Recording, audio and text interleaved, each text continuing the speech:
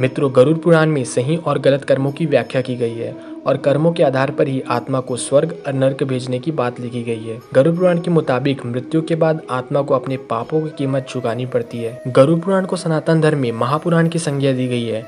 इसके जरिए लोगों को बुरे कर्मों को छोड़कर बेहतर जीवन बनाने के लिए धर्म के मार्ग पर चलने का संदेश दिया गया है। गरुड़ पुराण में सही और गलत कर्मों की व्याख्या भी की गई है और उनके आधार पर यह भी बताया गया कि किस पाप के लिए व्यक्ति को मृत्यु के बाद कौन सी सजा मिलती है। गरुड़ पुराण में मृत्यु के बाद कर्मों के आधार पर स्वर्ग और नर्क मिलने की बात की गई है। यहाँ जानिए इस बारे में। पहला बताया गया है कि जो लोग दूसरे के पैसे लूटते हैं उन्हें यमदूत रस्सी से बांधकर नर्क में इतना मारते हैं कि वे पीटते पीटते बेहोश हो जाते हैं।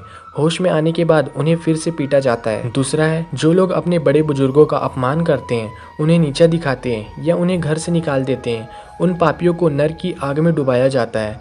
ऐसा तब तक किया जाता है जब तक उनकी खाल ना निकल जाए। तीसरा है, जो लोग अपने स्वार्थ के लिए निर्दोष जीवों की हत्या करते हैं उन्हें नर्क में बहुत कठोर दंड मिलता है। ऐसे पापियों को बड़े बर्तन में गर्म तेल डालकर तला जाता है। चौथा है, जो पति पत्नी एक दूसरे की स्थिति का फायदा उठाते हैं उनके साथ सिर्फ तब तक रहते हैं जब तक वे एक दूसरे के पैसे का लाभ उठा सकें। ऐसे लोगों को नर्क में लोहे की रॉड से पीटा जाता है। पांचवा है, जो लोग अपनी खुशी के लिए दूसरे की खुशी छीन लेते हैं, उनके धन दौलत को हड़प लेते हैं, ऐसे लोगों को सांपों से भरे हुए कुएं में धकेल दिया जाता है। छठवा है, जो अपने पति या पत्नी के अलावा किसी और के साथ शारीरिक संबंध बनाते हैं, उनके अंगों में जलता हुआ लोहा डाल दिया जाता है और उन्हें बुरी तरह से पीटा जाता है। सातवां है, ऐसे लोग जो जानवरों की बलि देने के बाद उनकी मांस का सेवन करते हैं, ऐसे लोगों को नर्क में लाकर जानवरों के बीच छोड़ दिया जाता है।